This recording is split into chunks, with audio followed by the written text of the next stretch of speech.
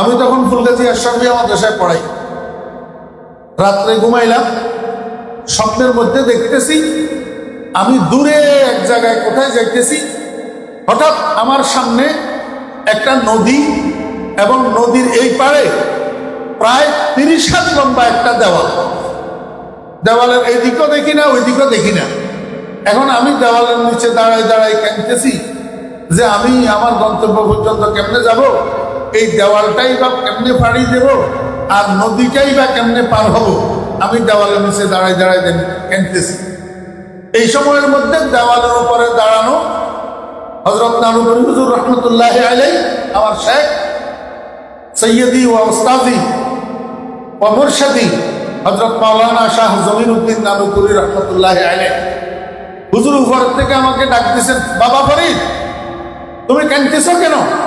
তোমারে পার করার জন্য আমি এখানে দাঁড়ায় রয়েছি না, ধরো আমার হাত ধরো। এই নিচের দিকে হুজুর যে হাত বাড়াইছেন তখন হুজুরের হাত এটা 30 হাত লম্বা। আমি হুজুরের হাত ধরছি, হুজুর এক টানে আমার উপরের দিকে উঠাই এমনি করে ছুঁড়ি ফেলে দিয়েছে। আমি নদীর ওই পারে যাই দাঁড়াই গেছি। বসে তো সালামত। সকালে উঠি আমি মুফতি হাবিবুর রহমান সাহেব রহমতুল্লাহ আলাইহির কাছে এই স্বপ্নটা বললাম। মুফতি হাবিবুর রহমান সাহেব রহমতুল্লাহ আমার এটা আপনি তাড়াতাড়ি নানুপুর যান। বৃহস্পতিবার ছিল, এমনি তো জোরের পরে বাড়িতে আসতাম। তো হুজুর যখন বলছে তাড়াতাড়ি নানুপুর যান, আমি ঘন্টার আগেই মাদ্রাসা থেকে বাইরে হইতেছি নানুপুর আসবো। ছাগলনাইয়া বাজারে আসি, যখন গাড়ির থেকে নামছি তখন মৌলভী সাহেব একজন আমারে কয়, ভাই আপনি কোথা থেকে আসতেছেন? নানুপুর হুজুর তো মাদ্রাসায়। কি নানুপুর হুজুর মাদ্রাসায়? তো হাফিজিয়া মাদ্রাসায় হুজুর সকালে আসছে। আমি তো আলহামদুলিল্লাহ, তাহলে তো আমার নানুপুর যাওয়া লাগলো না। হাফিজিয়া মাদ্রাসার ভিতরে ঢুকলাম, যাই হুজুরের সাথে মুসাফা করলাম এবং হুজুরকে স্বপ্ন এটা শুনাইলাম। হুজুর আমারে কয়, অজু আছে নি তোমার? আমি কই না, অজু নাই। অজু করিয়ে আসো। অজু করিয়ে আসলাম। হুজুরে আমারে কয়, তোমরা নানুপুর হুজুরের মোতাল্লেক যারা আছো তোমাদের আর বয়াত হওয়া লাগবে না। আমি কই না হুজুর, এটা আমার তশফিয়ে খাতের হবে না, আমারে বয়াত করেন। তাহলে অজু করিয়ে আসো। আমি অজু করিয়ে আসলাম। এবার হাতে হাতে, কোনো রুমাল না আর কোনো মানুষও নাই, আমি একা হযরতের হাতে হাত দিয়ে বয়াইতেছি। এর 1 মাস পরে, তাও নাম বলবো না, এই নানুপুর মাদ্রাসারই একজন উপরের ওস্তাদ, ওই যার কথা আগে বললাম, উনি ছাগলনাইয়া বাজারে যে আমার তালাশ করতে করতে হঠাৎ আমি সামনে পড়ছি। আমার একটা ভাইজান আপনারই না তালাশ করতেছি। হ্যাঁ, কি ব্যাপার? হুজুরে পাঠাইছি আমার আপনার কাছে। ব্যাগের থেকে ইনভ্লাব একটা বাইর করলো। ইনভ্লাব এটা বাইর করে আমার হাতে দিল। আমি তো হুজুরে পাঠাইছে ইনভ্লাব দিয়া কি, এটার ভিতরে কি কোনো মাহফিলের দাওয়াত নেই? খুলি দেখলাম এজাজতনামা। আমার চোখের পানি আর আমি ধরে রাখতে পারলাম না। এই মাত্র 1 মাস আগে আমি হুজুরের হাতে বয়াতেছি। এবার আপনারা বলেন তো, এই বয়াতটা আমার ওস্তাদ লালপুরা হযরত মুফতি সাহেব রহমতুল্লাহ আলাইহি, আমার সারা জীবনের ওস্তাদ, আমার ফঞ্জি ফাট্টা সব মুফতি সাহেবের। মুফতি সাহেব আমার উপরে খুব নারাজ ছিলেন। আমি নানুপুরি হুজুরের ইন্তেকালের পরে মুফতি সাহেবের কাছে বয়াত না হইয়া হযরত মাওলানা জমিরউদ্দিন সাহেব রহমতুল্লাহ আলাইহির কাছে বয়াত হইলাম কেন? এইটা আমি তখন বলছি যে এই বয়াত এটা আমার নিজের ইচ্ছায় না, এটা এলহামি। এখন আপনারা বলেন তো আমার বয়াতটা এলহামি কিনা? এই যে আমার স্বপ্ন, এটা রুইয়া রহমানি না?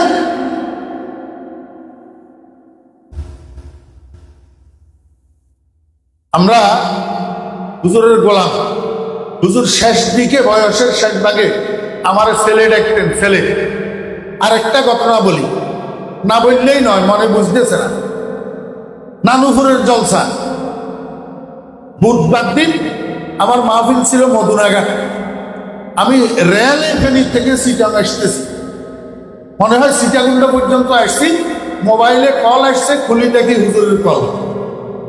রিসিভ করলাম, বাজি তু ঘরে। আর বাজি আর রেল ভূত কটে যাও, আর মধুনাঘাট আজি এক মাহফিল আছে, আর এটা যাই কতক্ষণে আইবা? আলে বাজি আই রাতি আড়ে থাকি ফজর হিন্দি সিএনজি একে লই ডাইরেক্ট শহরে শহরে চলে এসো একেবারে হুবহু হুজুরের লব্জ অবা আল্লাহ রহম করো তারা তরে চলে এসো। আমি এইভাবে মধুরাঘাটের থেকে সিএনজি একটা লই রিজার্ভ নানুপুর বাজারে আসি, নাস্তা করি, তারপরে গেছি মাদ্রাসায়। যাইয়া দেখি মানুষ যে মুসাফা করতেছে লাইন হুজুরের দরজা থেকে একবারে উত্তর পাশের গেট পর্যন্ত। আমি মাঝখান দিয়ে ঢুকছি হুজুর হাত বাড়াই দিয়েছে, হাত বাড়াই দিয়ে আমি মুসাফা করছি, হুজুরে আমার হাত ধরে রেখেছে, তো বসো। তো বসছি। হুজুরে অসুলতান, হুজুরের খাদেম তখন সুলতান ছিল, অসুলতান এবারে এক বন্দা ফান দেউকা চাহা দে। তা আমি এখানে বসি, চা এক কাপ খাইলাম, এক বন্দা ফানের ভিতরে 3 কিলি ফান থাকে, 3 কিলি ফান খাইলাম। 15-20 মিনিট মনে হয়ে গেছে। এরপরে আমি বললাম বাজি তাহলে আমি একটু যাই, কতক্ষণ আরাম করি। কারে বললো না এন কাগর অসুলতান এবারে আরেক বন্দা ফান দে, আরেক কাপ চা দে। এই বসার ভিতরে আমি 3 বন্দা পান খাইছি, 3 কাপ চা খাইছি। যতবার উঠতে চাই হুজুরে কয় আরেকটু বসো। চতুর্থবার যখন আমি বলছি যে বাপজান তাহলে আমি একটু যাই, কিছুক্ষণ আরাম করি, হুজুরে আমার মাথারে এইভাবে টানি আমার কানের কাছে মুখ নিয়ে কয় এমন করতেছ কেন?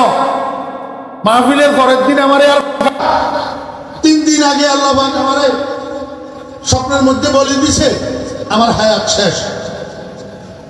কানের কাছে মুখ নিয়ে এই কথা শোনার সাথে আমি লাফাই উঠছি। এবার হুজুরে সুলতানের কয় সুলতান এবার বিশ্রাম ডাক লই যা, আরে আরাম করো। অর্ধেক মাঠের অর্ধেক যখন গেছি সুলতানে আমার জিজ্ঞাসা করে বাজি আপনারা কি করলো, আপনি এরকম লাফাই উঠলেন কেন? আমি তো তুই বুঝলি। বিকালে হুজুরে আমার বলছে যে মাগরিবের পরে তোমার বয়ান। এখন জাস্ট মাগরিবের টাইমে হাটাজারির মতন চৌধুর রহমতুল্লাহ আলাই আসে পৌঁছেছে। এবারে আমার কয় অবাজি মতন চৌধুর আসছে, হুজুর অসুস্থ, অল্প বয়ান করিব বলে যাই বুঝলি তুই স্টেজে বসা থাকো, হুজুরের বয়ান শেষ ধরনের হওয়ার পরে তুই বই যাই। তা আমরা সবাই স্টেজে বসে বসে বয়ান শুনতেছি। আল্লাহর মেহেরবানি সেই দিন হাটাজারির মতন চৌধুর বয়ান 1.5 ঘন্টা। এরপরে হচ্ছে মুনাজাত। এ আল্লাহর ওলি মুনাজাত করলো 0.5 ঘন্টা। মুনাজাতের ভিতরে হাত এখানে উঠেছে, আয় আল্লাহ আমার মারাজম ইসলামের তুমি আরো 30 বছর হায়াত বাড়াইতে। হুবহুল আর মারাজম ইসলামের আরো 30 বছর হায়াত বাড়াইতে। আমি আবার সব করছি স্টেজে ইন্নালিল্লাহ। একটু আগে হুজুরে আমার কি কইলেন, এখন মতন সহজরে দোয়া করতেছেন কি? যাও হাটাজারি মুনসজের বয়ান শেষ হইল, হুজুরে আমার দড়ি বসাই দিল স্টেজের থেকে মতন সজর নামার আগে। হুজুরে আমার লোকে খালি ডাক্তারি করে বললো না, আপনি বললো না, নফা বললো। এখনো মতন সজর স্টেজে আমি ভয়ে বসতেছি। তা আমি কইলাম যে বাবারা আপনারা যে এদিক সেদিক ঘোরাঘুরি করতেছেন কার কাছে আসছেন, কার উসিলে আসছেন? মাহফিলে এই মাহফিলের পরে তো হুজুরে আর আপনারা পাবেন না, তখন তো আপনারা পস্তাবেন, কেন ঘোরাঘুরি করতেছেন? ও এই কথাটাও বাদকে বাদ আমার মুখে যে চলে যাইছে যে বলে ফেলছে। পরে এইটার জন্য আমার কতগুলো ফাজিলও ডাকছে, কয় যে উনি ফাজলামি করলো, হাটাজারির মতন সহজর 30 বছরের জন্য হায়াতের জন্য দোয়া করলো, আর উনি কয় মাহফিলের পরে হুজুরের পাওয়া যাবে না। এটা ওনার কাছে কি আলাম আছে? ঠিক বৃহস্পতিবার রাত্রে বয়ান করি, আমি রাত্রে ঢাকা চলে গেছি। শুক্রবার মাহফিল, শনিবারের রাত্রে আমার মাহফিল ছিল নোয়াখালী। আমি বয়ানে ছিলাম, মাঝখান দিয়ে একজন আসি আমার কয় নানু হুজুর ইন্তেকাল করছে।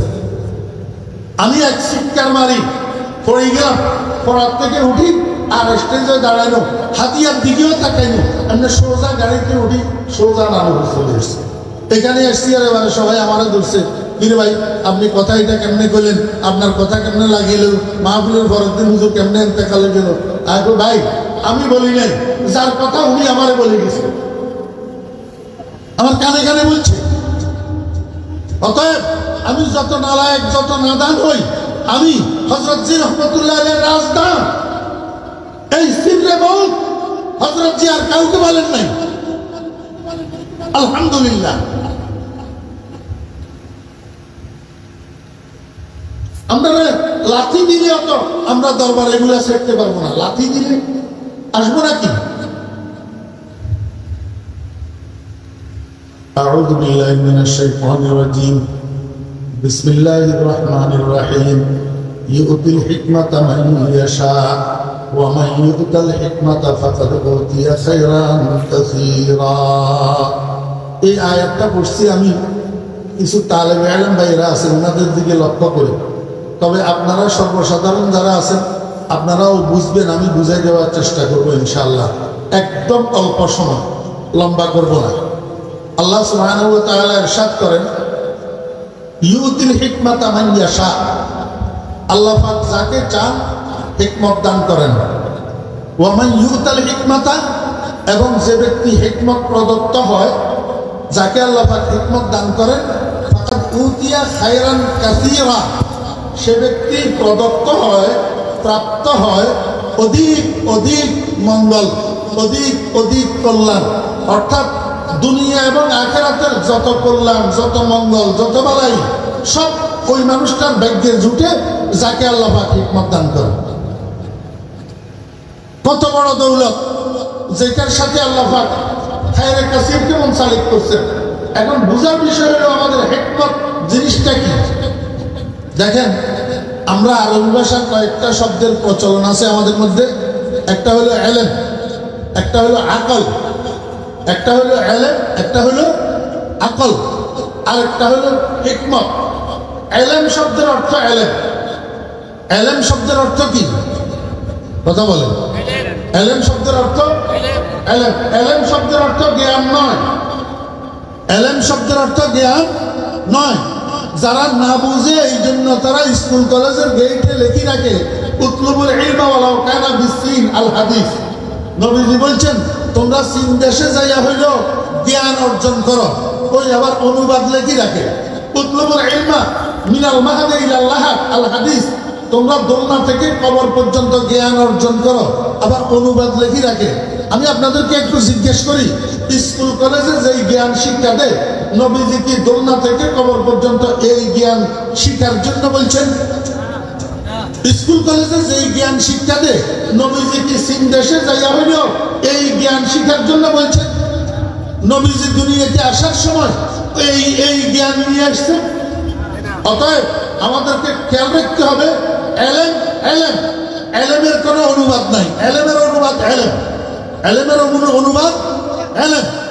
জ্ঞান হলো আকল। জ্ঞান হইল কি? আকল। এই জন্য আকল দুই প্রকার, আকলে মাস, আকলে মায়াত। সেটা আরেক কথা, এই জন্য লম্বার দিকে যাইতেছি না। এটাকে আপনারা হিকমত, যে শব্দটা, এটাকে বুদ্ধি দ্বারা অনুবাদ করতে পারেন। হিকমত শব্দের অর্থ কি? বুদ্ধি। এবং যে মানুষটা বুদ্ধিওয়ালা, যার কাছে বুদ্ধি থাকে, আমাদের দেশে যেগুলাকে বুদ্ধিজীবী বলে, এগুলাকে আরবিতে বলে হাকিম। আরবিতে বলে কি? হাকিম। হ্যাঁ, সালিল মুজাররিব ওয়ালা তাসআল আনিল হাকিম আছে না আরবির মধ্যে? এই হাকিম শব্দের অর্থ হলো বুদ্ধিমান। হাকিম শব্দের অর্থ বুদ্ধিমান। এখন এই বুদ্ধি শব্দ এটারে যে যার মতো করে ব্যবহার করতেছে, নিজের গায়ে লাগাইতেছে, দালাল কতগুলা লাগাইয়া নিজের নামে প্রচার করতেছে বুদ্ধিজীবী। আসলে প্রকৃত বুদ্ধিজীবী কিনা এটা আমরা জানতে পারবো কোরআনে কারিমের এই আয়াতের তাফসীর দেখলে। প্রকৃত বুদ্ধি কি এটা বোঝার জন্য আপনাদেরকে আরেকটা ভূমিকা মুকাদ্দিমা বুঝতে হবে। আল্লাহ পাক মানুষকে, প্রত্যেক মানুষকে জন্মগতভাবে কিছু জ্ঞান দিয়ে দেন, জন্মগত জ্ঞান। হ্যাঁ, পার্থিব জীবনটা পরিচালনা করার জন্য জন্মগতভাবে আল্লাহ পাক কিছু জ্ঞান দেয়। এই জন্মগতভাবে যে জ্ঞানগুলা দেয়, এই জ্ঞানগুলা এক একটা শক্তি, এক একটা শক্তি। এই জ্ঞানগুলা তিন ভাগে বিভক্ত। একটা হলো কওয়াতে আকলিয়া, একটা হলো কওয়াতে শাহওয়িয়া, একটা হলো কওয়াতে গজবিয়া। বাংলায় জ্ঞান শক্তি, ক্রোধ শক্তি, কাম শক্তি, এই তিনটা শক্তি বুঝাই দিলে, উদাহরণ দিলে তখন বুঝবেন। এক নম্বর হলো জ্ঞান শক্তি। জ্ঞান শক্তির মধ্যে তিনটা স্তর, কাম শক্তির মধ্যে তিনটা স্তর, ক্রোধ শক্তির মধ্যে তিনটা স্তর। আমি তো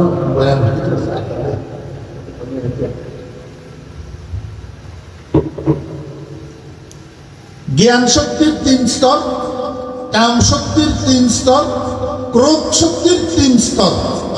এবারে কওয়াতে আকলিয়া যেটা জ্ঞান শক্তি, এটার মধ্যে 3 স্তর। এটা ইসলামী ফিলোসফির পরিভাষায় 1 নম্বর স্তর যেটা, এটাকে জুরবুজা বলে। জুরবুজা, জুরবুজা শব্দের অর্থ হইল মানুষকে আল্লাহ পাক জ্ঞান আহরণের জন্য যে যন্ত্রপাতি দিছে, যে মেশিনপত্র দিছে। শরিয়া কায়েদের মাসালা এটা সবাই বুঝবেন না। ও আসবাবুল ইলমি সালাসাতুন, তো 1 নম্বর হলো আল হাওয়াসুল খামসা, এই পঞ্চ ইন্দ্রিয়। এটা এগুলা জ্ঞান আহরণের মেশিন। এই মেশিনগুলা সীমিত, এই মেশিনগুলোর শক্তি সীমিত। অতএব একটা মানুষ যখন গবেষণা করে, ফিকির করে, তার গবেষণার ফিকিরটা যদি মানবীয় জ্ঞান আহরণের আওতাধীন হয়, তখন সেটা ফলপ্রসূ হয়। আর যখন মানুষ জ্ঞান আহরণের শক্তির ঊর্ধ্বে যাইয়া গবেষণা শুরু করে, তখন আর তলা লাগাল পায় না। শেষ পর্যন্ত বেঈমান হইয়া জাহান্নামে যাওয়া ছাড়া উপায় থাকে না। এটাকে ইসলামী ফিলোসফির ভাষায় বলে জুরবুজা, অর্থাৎ অতি জ্ঞান। অর্থাৎ কি? অতি জ্ঞান। এখন আমরা বুঝার দরকার, আমাদের সমাজে এই অতি জ্ঞান কথা জ্ঞান পাপি আছে না নাই?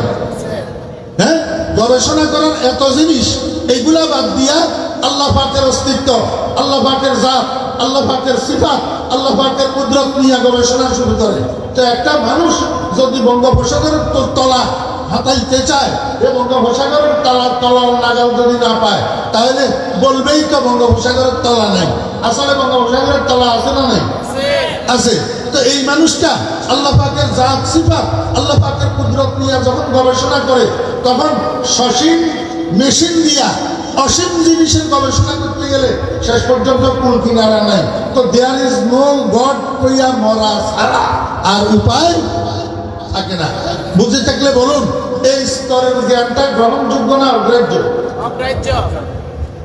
মনোযোগ আছে না? এতক্ষণ ইয়াহিয়া মাহমুদ সাহেব কি বয়ান করছেন? মনোযোগের বয়ান, মনোযোগের বয়ান। বুঝে থাকলে বলুন, এই উগ্র জ্ঞান এটা গ্রাহ্য না অগ্রাহ্য? অগ্রাহ্য। জ্ঞান শক্তির কওয়াতে আকলিয়ার সর্বনিম্ন স্তর যেটা, এটার নাম হলো জেহেল। জেহেল মানে মূর্খতা, এটা তো আমরা সবাই জানি। এখন মূর্খতার ডেফিনিশন কি? মূর্খতা কাকে বলে? আমরা তো মূর্খতা মনে করি বাংলা লিখতে না পারা, পড়তে না পারা, চিঠিপত্র লিখতে পড়তে না পারা, পেপার পড়তে না পারা, নাম দস্তখত না জানা, যোগ বিয়োগ পূরণবাদ অঙ্ক না জানা, হিসাব না জানা, এটারে আমরা মূর্খতা বুঝি। আসলে এটার নাম মূর্খতা নয়। এটার নাম মূর্খতা নয়, এটাকে জেহেল বলে না। জেহেল বলে কোন কর্মচারী, কোন অধীনস্থ তার মুনিবের হুকুম পালন করতে যাইয়া যেই সমস্যার সম্মুখীন হয়, সেই সমস্যার সমাধানের জ্ঞান না থাকার নাম মূর্খতা। আমি উদাহরণ দিই, একটা ছেলে মুদি দোকানে চাকরি করে।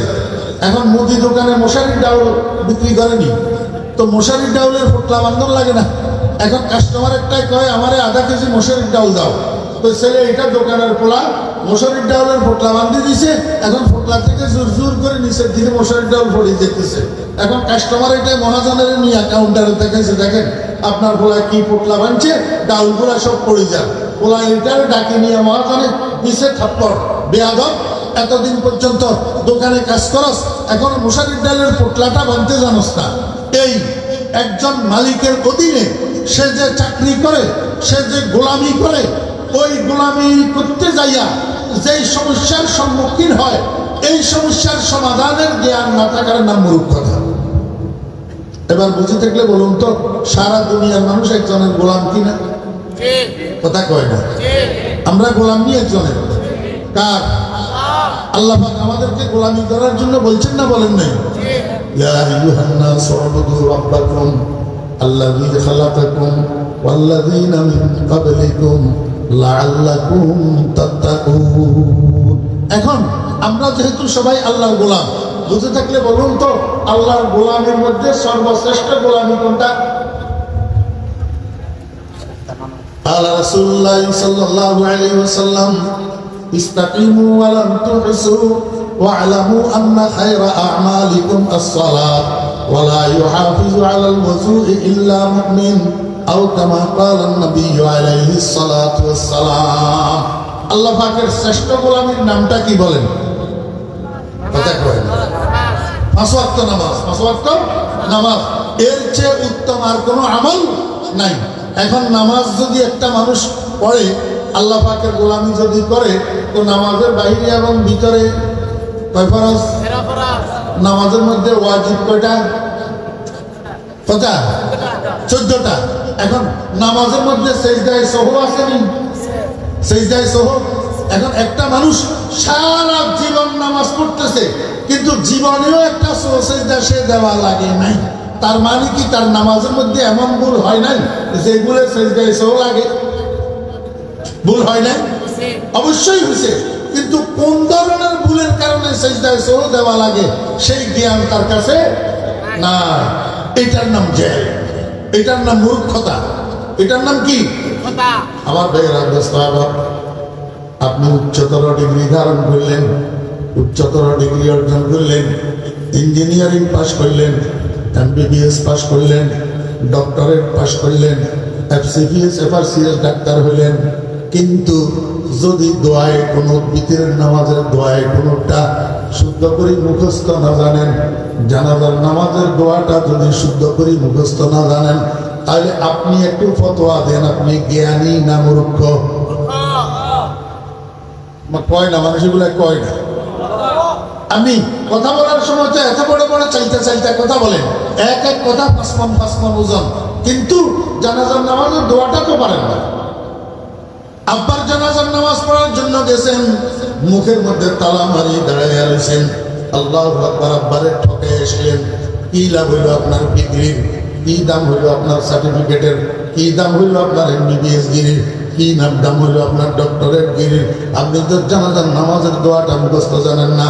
শুধু ততটুকু নয়, আপনি একজন পুরুষ মানুষ, আপনার আল্লাহু আকবার বালেগী জীবনে প্রাপ্ত বয়সে যে কোনো সময় আপনার উপরে গোসল ফরজ হতে পারে, হয় স্বপ্ন দোষের কারণে, না হলে স্ত্রী সহবাসের কারণে আপনার উপরে গোসল ফরজ হতে পারে।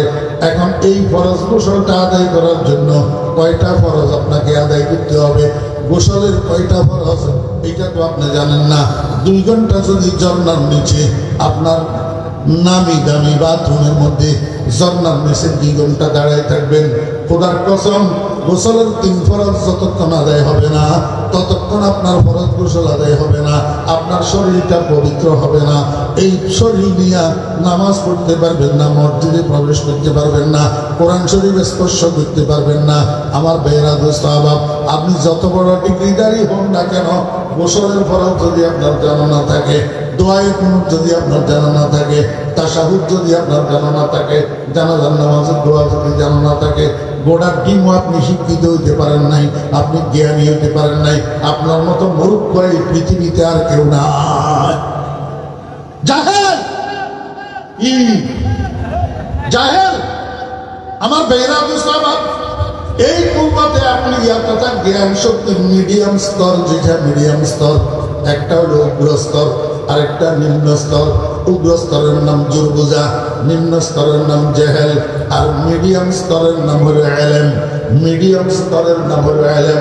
এখন এলেমের ডেফিনিশন আপনাদেরকে বলা লাগবে না। ইউরাফু শাইয়ু বিজিদ্দিহি, ইউরাফু শাইয়ু বিজিদ্দিহি, বিপরীত বস্তুর দ্বারায় বস্তু চিনা যায়। মূর্খতার পরিচয় যখন আপনারা পাইছেন, তাহলে এলেমের পরিচয়ও পাইবেন। এলেম কাকে বলে? কোনো গোলাম, কোনো কর্মচারী, কোনো চাকর, কোনো অধীনস্থ তার মনিবের হুকুম পালন করতে যাইয়া যেই সমস্যার সম্মুখীন হবে, ওই সমস্যার সমাধানের জ্ঞানের নাম এলেম। ওই সমস্যার সমাধানের জ্ঞানের নাম কি? এলেম। আল্লাহ পাকের হুকুম রোজা রাখবেন, রোজার সম্পর্কিত যত জ্ঞানের দরকার এগুলা জানা থাকার নাম এলেম। আল্লাহ পাকের হুকুম হজ করবেন, হজ সম্পর্কিত যত জ্ঞানের দরকার এগুলা জানা থাকার নাম এলেম। আপনি যাকাত দিবেন, যাকাত সম্পর্কিত যত জ্ঞানের দরকার এগুলা জানা থাকার নাম এলেম। আপনি নামাজ পড়বেন, নামাজ সম্পর্কিত যত জ্ঞানের দরকার এগুলা জানা থাকার নাম এলেম। আপনি একজন মুসলমান হিসাবে আপনি ব্যবসা করবেন, ব্যবসা সম্পর্কিত যে সমস্ত জ্ঞান আপনার জানা থাকা দরকার, এই জ্ঞানগুলা জানার নাম এলেম। আমার ভাইরা, এই জ্ঞান শক্তির তিনটা স্তরের মধ্যে দুইটা অগ্রাহ্য। উগ্র স্তর যেটা সেটাও অগ্রাহ্য, নিম্ন স্তর যেটা সেটাও অগ্রাহ্য, মিডিয়াম স্তর যেটা এলেন এটাই হলো শুধু গ্রহণযোগ্য। এটাই হলো শুধু কি গ্রহণযোগ্য। আমার ভাইরা বুঝতাম, জন্মগতভাবে আল্লাহ পাক রব্বুল আলামিন মানুষকে আরো একটা শক্তি দিয়া থাকেন। এই শক্তির নাম কুওয়াতে শাহওয়িয়া। কুওয়াতে শাহওয়িয়া কাম শক্তি। কাম শক্তির কাজ কি? আল্লাহু আকবার। এই যে একটা বক্স, এই বক্সটা আপনার সামনে এসছে। এখন এই বক্সটা আপনি ধরবেন কি ধরবেন না, হাত লাগাইবেন কি লাগাইবেন না, পকেটে ঢুকাইবেন কি ঢুকাইবেন না, মুখে দিবেন কি দিবেন না, এইদিকে আপনাকে আকৃষ্ট করবে আপনার কাম শক্তি। রাস্তা দিয়ে একটা মহিলা হাঁটি যেতেছে, অপরূপ সুন্দরী, এই মহিলার চেহারার দিকে আপনি তাকাবেন কি তাকাবেন না, অযথা ইফতিজিং স্বরূপ তার সাথে কথা বলবেন কি বলবেন না, এই দিকে আপনাকে আকৃষ্ট করবে কুওয়াতে শাহওয়িয়া।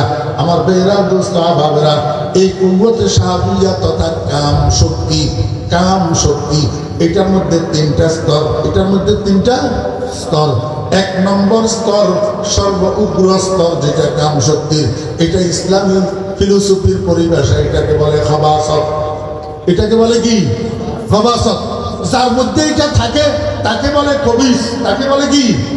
আমার ভাইরা দোস্ত আবার, আমরা তো সামাজিকভাবে কবিজ বলি ওই মানুষটাকে, যে মানুষটার প্রতিনিয়ত জামা কাপড়ে ময়লা থাকে, হাতে পায়ে ময়লা থাকে, রাত্রে শোয়ার সময় পাও ধুইয়া শোয় না, সকালবেলায় ঘুম থেকে উঠি কুলি করে না, মুখ ধোয় না, মুখে দিয়ে লাল আজরে, নাকে দিয়ে শ্লেষা পড়ে, এই মানুষটাকে আমরা কবিজ বলি। কিন্তু ইসলামী ফিলোসফি এটাকে কবিজ বলে না। ইসলামী ফিলোসফি কবিজ বলে ওই মানুষটাকে যে তার কামনা বৈধ জায়গাতে পূরণ না করি অবৈধ ক্ষেত্রে পূরণ করে, তার নাম কবিজ। এই কথাটা আল্লাহ পাক রব্বুল আলামিন কোরআন শরীফের মধ্যে ইরশাদ করছেন, আল খবিসাতু লিল খবিসিনা ওয়াল খবিসুনা লিল খবিসাত আত-তাইয়্যিবাতু লিত-তাইয়্যিবিনা ওয়াত-তাইয়্যিবুনা লিত-তাইয়্যিবাত। এক কথায় চারিত্রিক অপবিত্রতা, এটাকে বলে খবাসত। আমার ভাইরা দোস্ত আবাব, এই চারিত্রিক অপবিত্রতাওয়ালা লোক আমাদের দেশে আছে না নাই? ও ভাইরা, শিয়াল কুকুরের মতো, হাইওয়ান জানোয়ারের মতো অনুমোদন অনুমোদন বুঝে না, বৈধ অবৈধ বুঝে না, জায়েজ না জায়েজ বুঝে না, হারাম হালাল বুঝে না, যেদিকে পারে সেদিকে তাকায়, যেখানে পারে সেখানে যৌন পিপাসা নিবারণ করে। আমার ভাইয়েরা, এটা হইল কুওয়াতে শাহওয়িয়া উগ্র স্তর, অর্থাৎ খবাসত, চারিত্রিক অপবিত্রতা। এই কুওয়াতে শাহওয়িয়ার সর্বনিম্ন স্তর যেটা, এটাকে বলে খানাসত। যে মানুষটার কাছে এই জিনিসটা থাকে তাকে বলে খুমসা। তাকে বলে কি? খুমসা, অর্থাৎ পুরুষত্ব শূন্য, অকৃত কার্য। অকৃত কার্য বাংলা আমাদের দেশে রগা দিলেও কয়, কি কয়? এখন তো সময় নাই, ওইটিও মনে চাইতেছি, আমাদের মনোযোগও আছে কিন্তু রাত বেশি। খুমসা খুমসা। আমার ভাইরা দোস্ত আবার, আব্বা দেখি শুনি সুন্দরী রূপসী একটা মেয়ে বিয়ে করে দিছে, দাদি আর নানি মিলিয়া তার জন্য রসের বাসর ঘর বানাইছে। রসের বাসর ঘর, আগের থেকে নতুন বউ বাসর ঘরে তার জন্য অপেক্ষা করতেছে। কিন্তু সে কোথায় গেছে দাদিও জানে না, নানিও জানে না, দাদিও জানে না, নানিও জানে না। রাত 2টার সময় কোন দিক থেকে বাইরে হইয়া আসছে পাগলা, বাইরে হইয়া আসছে। দাদি নানি দনদন দৌড়ে আসছে, কিরে পাগলা গেছিলি কই? কয় বাড়ির আঙ্গিনায় আসছিলাম। তোই আমার একটা বালিশ আর একটা মালসি কাটা দাও। কই সেটা কেন? আমি মসজিদের মধ্যে ঘুমাবো। দাদি কয় পাগলা এটা কি করলি? এত সুন্দরী রূপসী মেয়ে তোরে তোর আব্বাই বিয়ে করে দিছে, আমরা তোর নানি আর আমি মিলিয়া এত সুন্দর বাসর ঘর তোর জন্য সাজাইলাম, তুই এখন মসজিদের মধ্যে কেন থাকবি?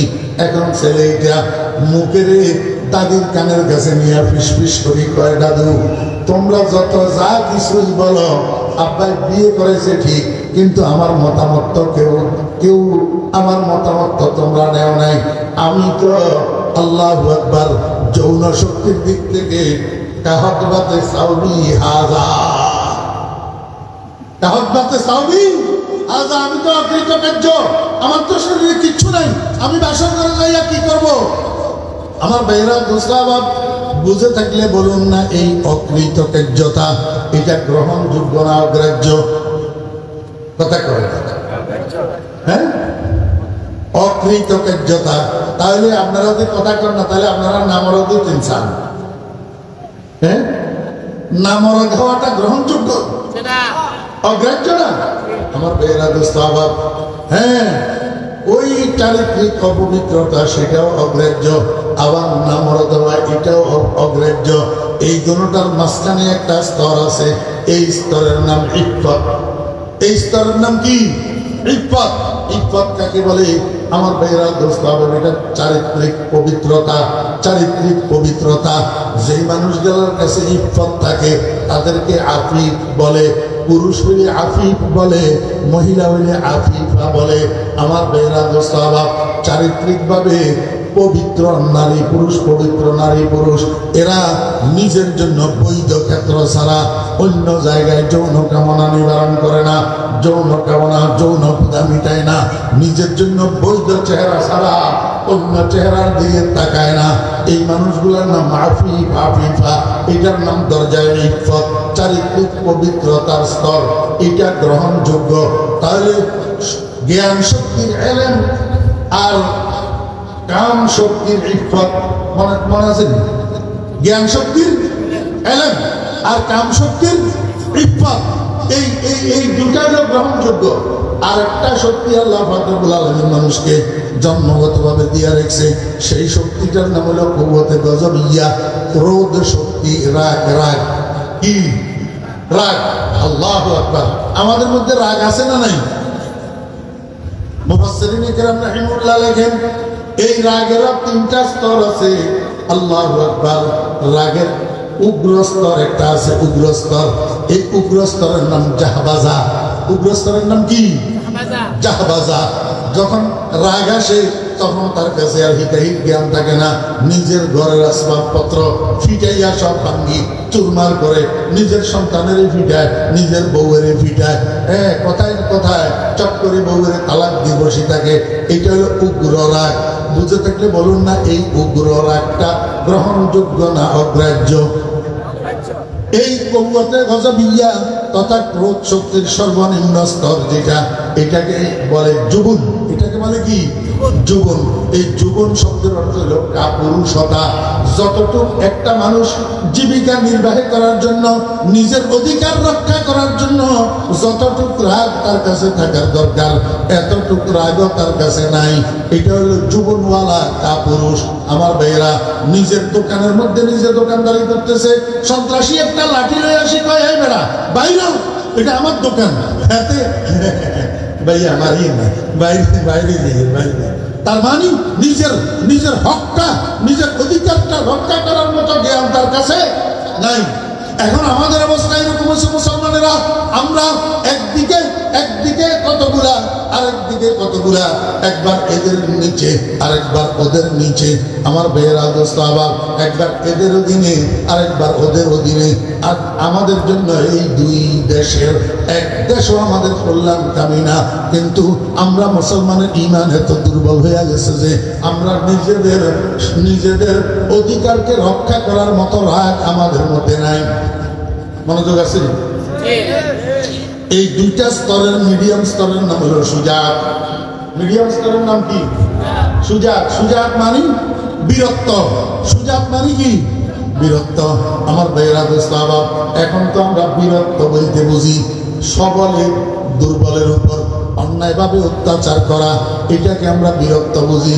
আসলে সবলের দুর্বলের উপর অন্যায়ভাবে অত্যাচার করা, এটার নাম বীরত্ব নয়, এটার নাম জুলুম, এটার নাম অত্যাচার, এটার নাম নির্যাতন। ও ভাইয়েরা দোস্তাবাব, যেখানে জাহবাজা নাই, রাগের উগ্রতা নাই, যেখানে যুবন নাই, কাপুরুষতা নাই, এর মিডিয়াম স্তরের নাম হলো সুজাত। তাহলে তিনটা শক্তির তিন তিরিকা 9 স্তর। এই 9 স্তরের মধ্যে 3টা শক্তির মিডিয়াম স্তর। কুওয়াতে আকলিয়া তথা জ্ঞান শক্তির ইলম, কুওয়াতে শাহবিয়া তথা কাম শক্তির ইফফত, কুওয়াতে গজবিয়া তথা ক্রোধ শক্তির সুজাত। এই তিনটা স্তরের সমন্বিত নাম হইল হিকমত। ওমা তাহলে বুঝে নাই এই তিনটা স্তরের সমন্বিত নাম কি? হিকমত। এখন যার কাছে হিকমত থাকবে তার নাম হবে হাকিম। তার নাম হবে কি? হাকিম। এখন হাকিম কে হবে? যার কাছে কুওয়াতে আকলিয়ার ইলম আছে সে হাকিম, বুদ্ধিমান। যার কাছে কুওয়াতে শাহরিয়ার ইফত আছে সে হাকিম, বুদ্ধিমান। যার কাছে কুওয়াতে গজবিয়ার সুজাআত আছে সে হাকিম, বুদ্ধিমান। যার কাছে ইলম নাই, যার কাছে বীরত্ব নাই, যার কাছে আল্লাহু আকবার চারিত্রিক পবিত্রতা নাই, সে যতই দাবি করুক আমি বুদ্ধিজীবী, খোদার কসম সে বুদ্ধিজীবী নয়। সে বুদ্ধিজীবী নয়। এই দুনিয়াতে বুদ্ধিজীবী হলেন যারা কোরআনের দ্বারক বাহক হয়, কোরআনের ইলমের দ্বারক বাহক হয়, যারা চরিত্রবান হয়। এই পৃথিবীর ওলামায়ে কেরাম, ওলামায়ে হাক্কানিয়িন, রব্বানিয়িন, আউলিয়ায়ে কেরাম, ইনারাই হলেন প্রকৃত বুদ্ধিজীবী। কারণ ওনাদের কাছে ইলমও আছে, ওনাদের কাছে ইফাতও আছে, ওনাদের কাছে সুজাআতও আছে। যে সমস্ত গাবু ক্লাবে ক্লাবে ঘুরে লেংটা এগুলো আবার নিজেরা দাবি করে বুদ্ধিজীবী। আমার ভাইয়েরা, দোস্ত, আবার এখন সবাই তো দাবি করে বুদ্ধিজীবী, কিন্তু এই বুদ্ধিজীবীটা সাব্যস্ত হবে কিভাবে? আল্লাহর হাবিব জনাব রাসূলুল্লাহ সাল্লাল্লাহু আলাইহি ওয়াসাল্লাম বলেন, রাসুল হিকমতে মুখাফাতুল্লাহ। ও দুনিয়ার মানুষেরা, কে বুদ্ধিজীবী কে বুদ্ধিজীবী নয়, তুমি তার চাল চলন, টুটক বৈঠক, কথাবার্তা, সমাজনীতি, রাজনীতি, অর্থনীতি, এগুলার দিকে পর্যবেক্ষণ করো, এগুলার দিকে দৃষ্টি দাও। যদি তার চাল চলনের মধ্যে, তার কথাবার্তার মধ্যে, তার আচার আচরণের মধ্যে খোদা বিরুতা পরিলক্ষিত হয়, আল্লাহর ভয় পরিলক্ষিত হয়, তুমি তার সার্টিফাই করতে পারো লোকটা বুদ্ধিজীবী। আর যার কথাবার্তা, উঠার ফোটার চাল চলন, যার পরিবার পরিচালনা, সমাজ পরিচালনা, রাষ্ট্র পরিচালনার দিকে তাকাইলে আল্লাহর ভয় বোঝা যায় না, সে কোনোদিন বুদ্ধিজীবী হইতে পারে না। ওয়া আখিরু দাওয়ানা আলহামদুলিল্লাহি রাব্বিল আলামিন। এতক্ষণ বলবো আশা করি নাই, 11:30 বাজে গেছে, আপনাদের কষ্ট হইতেছে, এই জন্য মাপ চাইতেছি।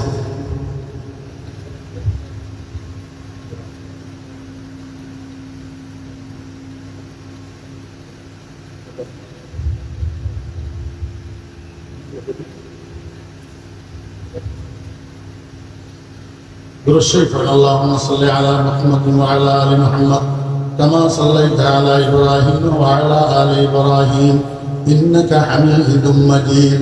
اللهم بارك على محمد وعلى آل محمد كما باركت على إبراهيم وعلى آل إبراهيم إنك حميد مجيد. الحمد لله رب العالمين والصلاة والسلام على أشرف الأنبياء والمرسلين.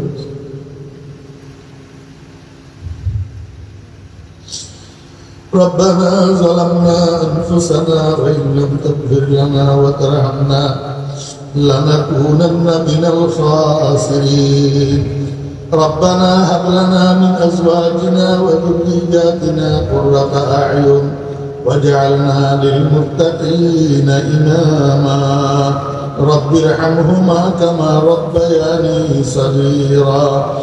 اللهم يا فاطر السماوات والأرض أنت ولينا في الدنيا والآخرة، توفنا مسلما وألحقنا بالصالحين. اللهم إنا نجعلك في نحورهم ونعوذ بك من شرورهم. اللهم اجعل خاتمتنا بالخير. اللهم اجعل خاتمتنا على الإيمان. اللهم اجعل خاتمتنا على سنة حبيبك. اللهم اجعل خاتمتنا على الطهارة. اللهم اجعل خاتمتنا على كلمة التوحيد برحمتك يا أرحم الراحمين.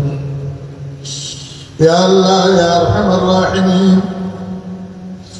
يا الله اسكري جلسك قبول فرمان. يا الله या अल्लाह এই জলসাকে কবুল ফরমান। ইয়া আল্লাহ, আমি গুনাহগারের দিকে তাকাই, জলসাকে কবুলিয়তের থেকে মাহরুম করিয়েন না। ইয়া আল্লাহ,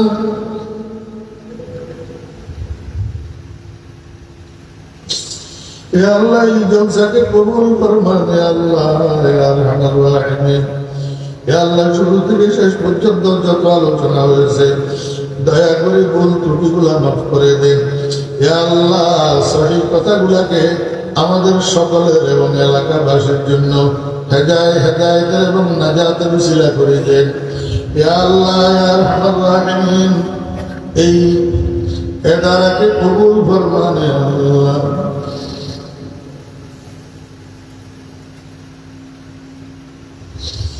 ये जमीनी बाग हो और कासमी गुलजार हो ये सुल्तानी फैज़ कायक खुशनुमा दरबार हो ये सुल्तानी फैज़ कायक खुशनुमा दरबार हो इत्तिबाए सुन्नत अहमद का हो ये बंदा हो हक़ तआला के खरीदार उनका ये बाजार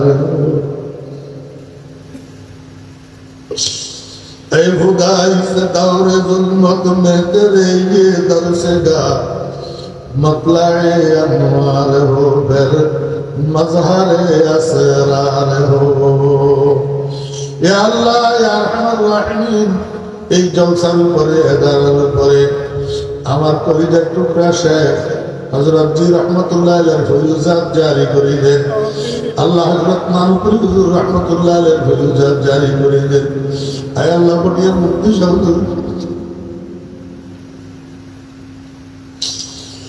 मुझे इमाम बजाए शेख आलम सुल्तान अहमद वली बासफा दे मुझे अरफान मुर्शिद मुझे अरफा बजाए मुर्शिद मन ज़मीरुद्दीन इमाम आरिफा दे बाक़े मुक़तदाया अज़ीज़ुल हक़ इमाम पेशवाया या अल्लाह मदरसा उसिलाए या अल्लाह आशे-पाशेर ऊपर रहमत नाज़िल फरमान या अल्लाह एलाकार ऊपर रहमत नाज़िल फरमान या अल्लाह या अरहमर राहिमीन या अल्लाह सारा देशेर जन्य सारा दुनियार जन्य এই এদারাকে হেদায়েতের এবং ইলমের মারকাজ বানাইয়া দেন ইয়া আল্লাহ ইয়া আল্লাহ আপনার ইশক ও মুহাব্বতের মারকাজ বানাই দেন ইয়া আল্লাহ জিকিরের মারকাজ বানাই দেন ইয়া আল্লাহ আপনার ওলিদেরকে সাগর দিয়েছেন আমাদেরকে একটা একটা ফোঁটা ওলি আপনার মুহাব্বত দেন না ইয়া আল্লাহ বশরে হাফি রহমাতুল্লাহ আলাইহিকে মদের আসর থেকে উঠে আপনি কুতুব বানাই দিলেন ইয়া আল্লাহ আমাদেরকে বেলায়েতে উসমান নসিব করে দেন कर लिया तूने वली बंदे फजा हमको भी अपना बना ले कर देगा या अल्लाह या अरहमर राहिमीन या अल्लाह हमारे भाईजानদের সকলের শরহে সদর করে দেন ইয়া আল্লাহ আল্লাহ জমিই আফাত ও বলিয়াত থেকে ওনাদেরকে হেফাজত ফরমান ইয়া আল্লাহ খাস করে হেলাল ভাইজান দামত বরকাতুমের হায়াতের মধ্যে বরকত দান করে নিয়ে আল্লাহ কাজের মধ্যে বরকত या अल्लाह এই মাদ্রাসারে হাটাদারি পটিয়া নানুরের মতো ইউনিভার্সিটি বানাইতে আল্লাহ সমস্ত জরুরত গায়েবের থেকে আসানি সহিত পুরা করে দেন ইয়া আল্লাহ ইয়া আল্লাহ ইয়া আরহামার রাহিমিন ইয়া আকরামিন ইয়া আকরামুল আকরামিন ইয়া আল্লাহ নানুরের বর্তমান হুজুরের হায়াতের মধ্যে বরকত দান করেন আল্লাহ হুজুরের ফয়ুজাতকে আম করে দেন ইয়া আল্লাহ ইয়া আরহামার রাহিমিন ফেনী জেলার সালমাইয়া থানার হরিপুর মিরিয়া মাদ্রাসা কবুল আল্লাহ আমার কাছে কোনো সালাহিয়ত নাই কোনো যোগ্যতা নাই আল্লাহ আল্লাহ হুজুরের নামে মাদ্রাসা করছি মাওলা আল্লাহ মাদ্রাসারে কবুল করিল্লাহ ইয়া আল্লাহ দাওরায়ে হাদিস পর্যন্ত তরক্কি দান করেন ইয়া আল্লাহ আল্লাহ সমস্ত জরুরত গায়েবের থেকে আসানির সহিত পুরা করে দেন আল্লাহ আগামী মাসের 25 তারিখ মাদ্রাসার আন্তর্জাতিক সম্মেলন আন্তর্জাতিক কেরাত কনফারেন্স কবুল ফরমান। আল্লাহ জরুরি টাকা পয়সার ব্যয় ব্যক্তিদের ব্যবস্থা করে দেন আল্লাহ। আল্লাহ আমার ভাইরা তখন রাত পর্যন্ত এখানে কেন বসে রয়েছেন মাওলা? খালি খালি হাত আপনার শাহী দরবারে উঠে রাখছে। আল্লাহ আমাদের হাতগুলা খালি ফেরত দিয়ে না, সবগুলা হাত আপনার রহমতের দ্বারা ভর্তি করে দেন আল্লাহ। আল্লাহ আপনার হাবিবের সাদাকা দোয়া দরখাস্ত কবুল ফরমান। আপনার হাবিবের দরবারে কোটি কোটি দরুদ ও সালাম দিয়া পৌঁছান। ওয়া সাল্লাল্লাহু তাআলা আলা খায়রি খালকিহি মুহাম্মাদিন ওয়া আলিহি ওয়া সাহবিহি আজমাইন বিরহমাতিকা ইয়া আরহামার রাহিমিন।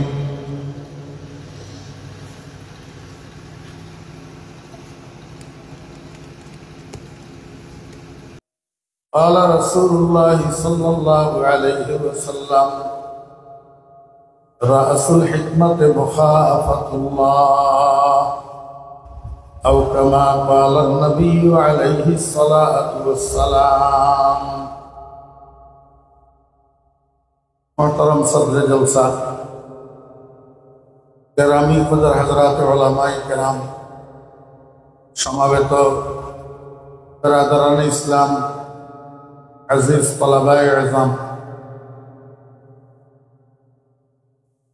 আমার ভাই মাওলানা ইয়াহিয়া মাহমুদ সাহেব যাওয়ার সময় আমাকে বলে গেলেন যে আমাকে বলা হয়েছে আপনি নাকি আসবেন না। এই কথাটা আমাকে একটু আপনাদেরকে উত্তর দিতে হবে। বিষয়টা হলো, কিছুদিন আগে এখান থেকে কেউ একজন আমাকে ফোন করছে, ফোন করে বলছে হযরত এই 1 নভেম্বর হুজুরের বেটা হেলাল ভাই যে মাদ্রাসা করছেন তাওজান আল মানাহিল, এটার জলসা আপনি যদি অংশগ্রহণ করতে পারেন ভালো হয়। তা আমি তাৎক্ষণিক ডায়েরি দেখি বললাম ওই দিন তো আমার কন্ডলিয়াপাড়া মাদ্রাসায় দাওয়াত আছে, সেখানে বাদে এশা বয়ান। আশা করি আমি বাদে এশা সেখানে বয়ান করে চলে আসতে পারবো। এখানে 15-20 মিনিটের রাস্তা। আজকে এরপর থেকে মাদ্রাসার সাথে কারোর সাথে আবার আর কোনো যোগাযোগ নেই। আজকে সারা দিন আমি অপেক্ষা করছি কেউ একটা ফোন করে কিনা। সেটা এই জন্য যে আসলে প্রোগ্রাম ঠিক আছে কিনা। আমি যখন এখান থেকে যাইতেছি তখন আমাদের বাতিজা মাওলানা ফাহিম সাহেবের দেখা পেয়েছে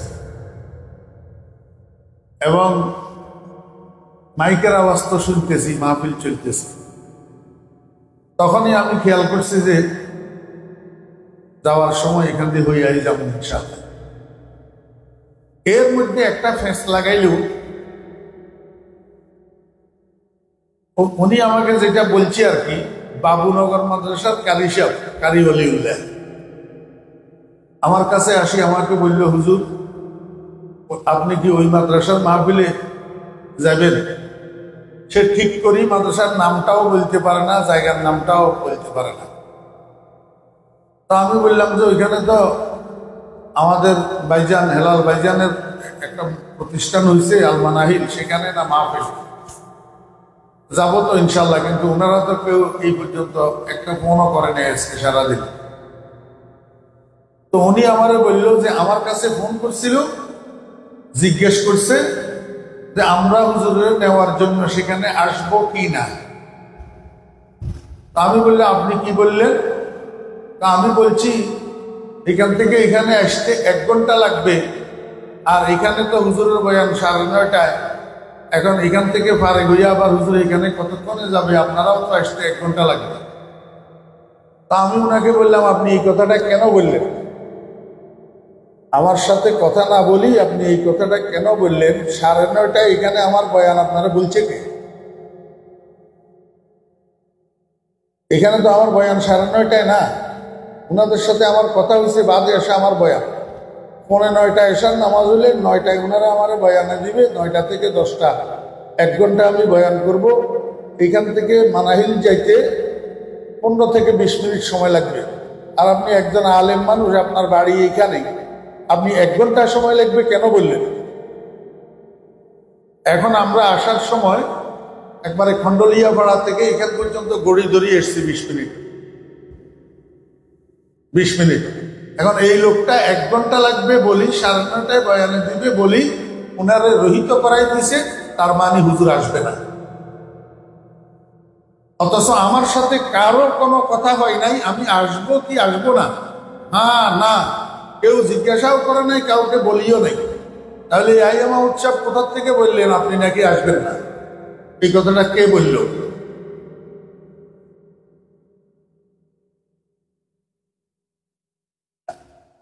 আমি এই আল্লাহর রহমতে আপনাদের দোয়ার বরকতে কামদরি বলতেছি, অহংকার না।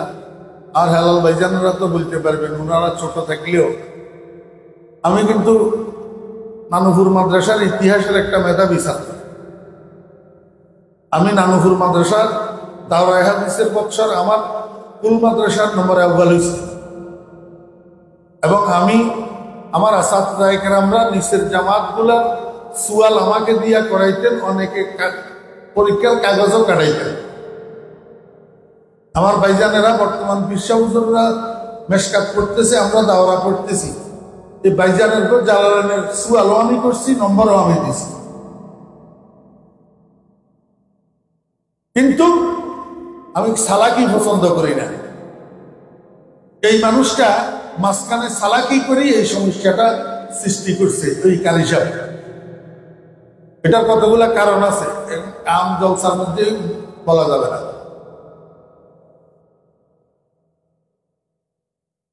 আমরা নানুপুরের ছাত্র, আমার কলিজার টুকরা মুর্শেদ, আমার কলিজার টুকরা শায়েখ, আমরা হুজুরের দরবারের কুকুর। আমার যে টেলিফোন করি হেলাল ভাই মাদ্রাসা থেকে বলছে আপনি থাকতে পারবেন কিনা, এইটুকুই তো আমার জন্য যথেষ্ট। আর আমি যখন আসছি দেখছি এখানে মাহফিল চলতেছে, আবার যাইতেছি তখনও দেখতেছি মাহফিল চলতেছে, তাহলে এখানে আমি সালাম না করি কেমনে যাই? আমি কি এত বড় গাদ্দার, এত বড় বেয়াদব হইছি?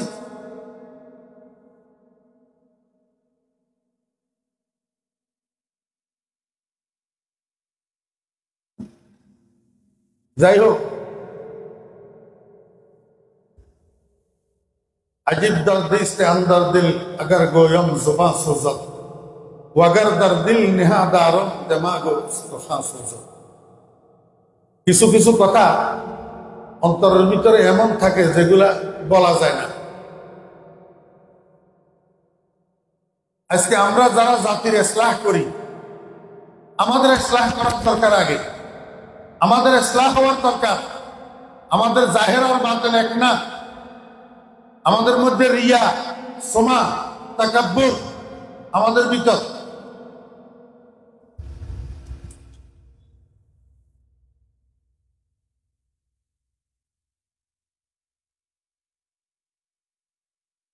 নানুপুর বাজারে সম্মেলন, আমাকে বাবাজান রহমতুল্লাহ আলাইহি টেলিফোন করে বললেন, বাবা অমুক তারিখে নানুপুর বাজারের সম্মেলন, সেখানে তোমাকে আসতে হবে। তা আমি বললাম, বাবাজান ওই দিন তো ওলামা বাজার মাদ্রাসার জলসা। বাবাজি বললেন, ওলামা বাজার বয়ানের অভাব নাই, তুমি হাতের করে মানা করে দিও, আমার কথা বলো, আমি বলছি তোমাকে এখানে আসতে হবে। এখানে আমি আসছি, আগে মাদ্রাসায় গেছি, মাদ্রাসার থেকে মাহফিলে গেছি। মাঝখানে কি হয়েছে আমি আর জানি না। আমাকে পুরা মনে নাই আমার, শেহাব ভাই না ফরিদ ভাই আমাকে বললেন, ভাইজান আজকে আপনাকে বয়ানে দেওয়ার সুযোগ হবে না। বাবাজান বলছেন আপনাকে খানা খাওয়াই হাদিয়া দিই, বিদায় দিয়া দিতে কোনো অসুবিধা নাই। মাওলানা মাহমুদুল হাসান মমতাজি সাহেব ছিলেন, উনাকে বয়ানে দিবেন এবং উনি শেষ করে দিবেন। এখন মাঝখানে কি হয়েছে আমি আর জানি না। আমি যথারীতি খানা খাই। ভাই আমাকে ইয়ে করছেন মনে নাই, পুরা কি নাজিরাটা আমি পৌঁছাই দিয়েছেন না টিকিট করে দিয়েছেন মনে নেই। আমি চলে এসেছি। আসার পথে তৎকালীন নানুপুর মাদ্রাসার এক ওস্তাদ, আমার হুজুরের খলিফাও ছিলেন বটে, পরে অবশ্য হুজুর ওনার খেলাফত কাটিয়ে দিয়েছে। তখন উনি আমাকে বলতেছেন, ফরিদ ভাই এরাও আমার ছোট, আমি যখন দাওরা পড়ি তখন তারা হেদায়া পড়ে এবং হেদায়া তাকরার করতে যাই আটকিত, যে আমি আল্লাহ পাকের শুকর আদায় করি বলতেছি, যত জায়গায় আটকিত ফরিদুদ্দিনের থেকে 80 হল করতো, ততলাই লইত। আমাকে বলতেছে, ভাইজান এই কাজটা আপনার সাথে করা ঠিক হয়েছে? আপনারা দাওয়াত দিয়া বয়ানে না দিয়া এইভাবে বিদায় দেওয়া? আমি বললাম, এই অমুক সাবধান, তুই কি মনে করছো আমারে? আমার থেকে কথা নিয়া তুই আবার সেটা হুজুরের কাছে যা বলতি, হুজুরের কাছে আমারে কালার করতি? আমি এত কাঁচা মাছ খাই? আমি ফরিদুদ্দিন হুজুরের কাছে নিজের ইচ্ছায় বয়স হই নাই, আমি এলহামের কারণে বয়স হয়েছি। এলহামের কারণে বয়স হয়েছি। উনি আমার শেখ, ইনশা বানি ও ইনশা আতাকানি। হুজুর ইচ্ছা করলে আমার বয়ানে দিবে, ইচ্ছা করলে বয়ানে না দিবে, এটা আমার ইসলাম। তোর কি অসুবিধা? পরে কেমনে কেমনে না জানি এই কথাটা হুজুরের কাছে পৌঁছে গেছে।